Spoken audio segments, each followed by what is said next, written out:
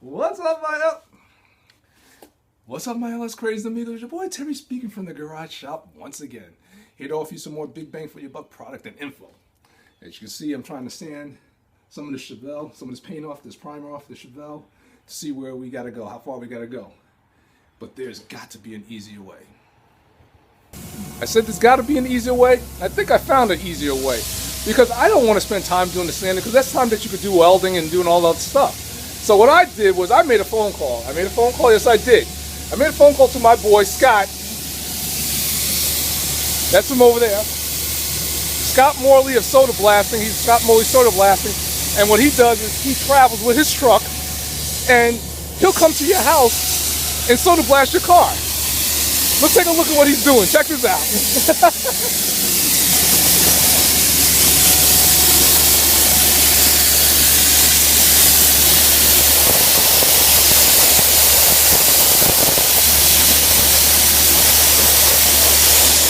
So we're outside the garage shop now, and he's soda blasting my 67 Chevelle. Check him out. Look at him go.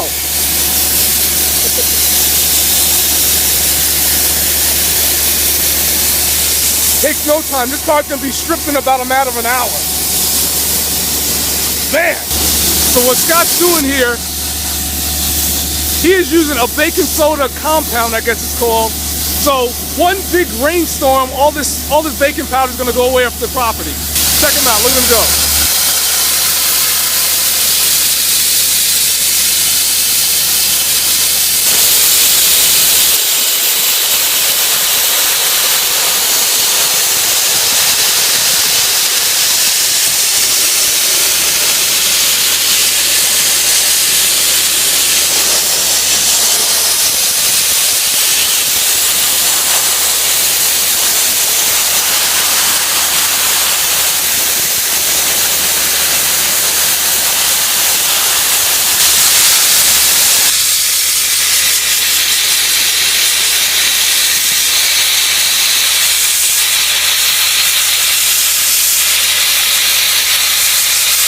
After an hour and a half of blasting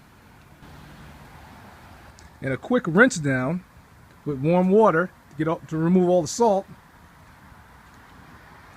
this is what I end up with. All the paint removed. The panels that still have paint and primer on it, they will be replaced. Thanks, Scott. All right, as you can see, all the old paint and all the primer is off this car, and you can see what you got to deal with. I can see exactly what I could deal with, I have to deal with. Now, it's not as good as I hoped, but it's nowhere near as bad as I thought. Because what I did find out that this car originally was butterscotch. It was like a pudding yellow, and it had a vinyl roof. We're gonna take care of all that stuff. Now, you remember when I first started, I said that I was gonna replace a lot of these fenders, a lot of sheet metal on this car. Well, after looking at it, some of the sheet metal could be banged out and could be saved. You know, like these fenders, got to bang them out a little bit because whoever had the car before me, whoever had the car before me, they just lathered up just smacked on that plastic. So after having it removed, you could bang out the fender, and like the lower fenders you can cut off and you can get replacement panels, patches. Same with the door. Now you got to remember, this is original. If this wasn't original GM metal, I would replace it. But this is original GM metal. The fenders and the door, they had original pieces on the car.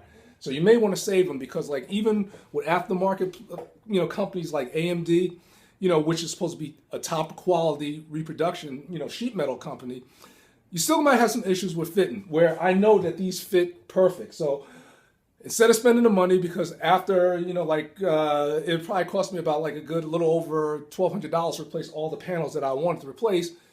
Now it's only going to cost me time. Although I am going to replace the hood because I like the cowl hood. So the cowl hood that's not an option. I mean, well, it is an option.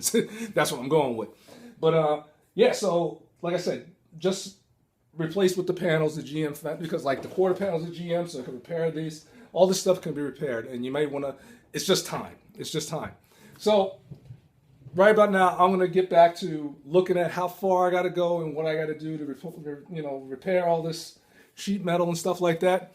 So until the next time we meet, looking at the clock on the wall, it's time for me to head on out. And always be easy and I will catch you guys real soon.